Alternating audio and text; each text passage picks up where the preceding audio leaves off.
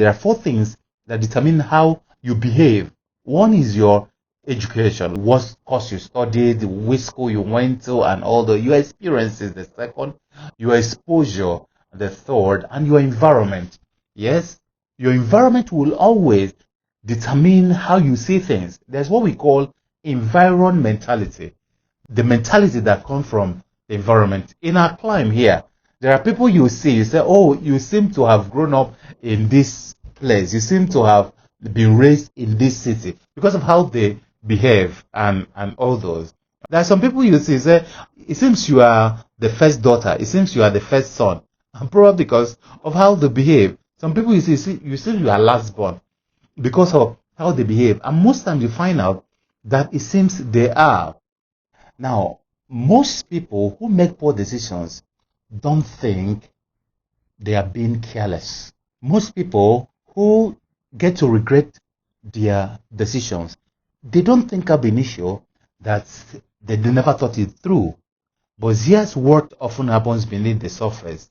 The point is that the mind reaches a conclusion so quickly because of what it had already, because of its biases, because of what it feels it knows, because of its experiences, exposure, environment, and because of its education. When you make those decisions so quickly, so early, you make it quietly, but you make the decision automatically because of what you have already, what you are carrying already. You made it invisibly. You don't know that those things that you are not seeing, but they are there. You have made your decision before the thinking began. That is why a lot of educated, intelligent people make mistakes in their judgment. The point I wanted to make is that now, wherever you are, you must think through the long term, the medium term, and the short term. Now, the real driver of most decisions, shame. You don't want to be shamed. You don't want to regret. You don't want to be held accountable. You don't want to fall into some kind of fear of uncertainty.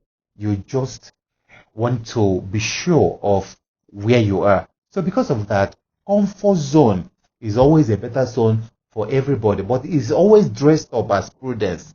It's always dressed up as I've thought it through. It's always dressed up as intelligence. The point is that most times you are telling somebody, let's think this through. The person says, no, I've thought it through.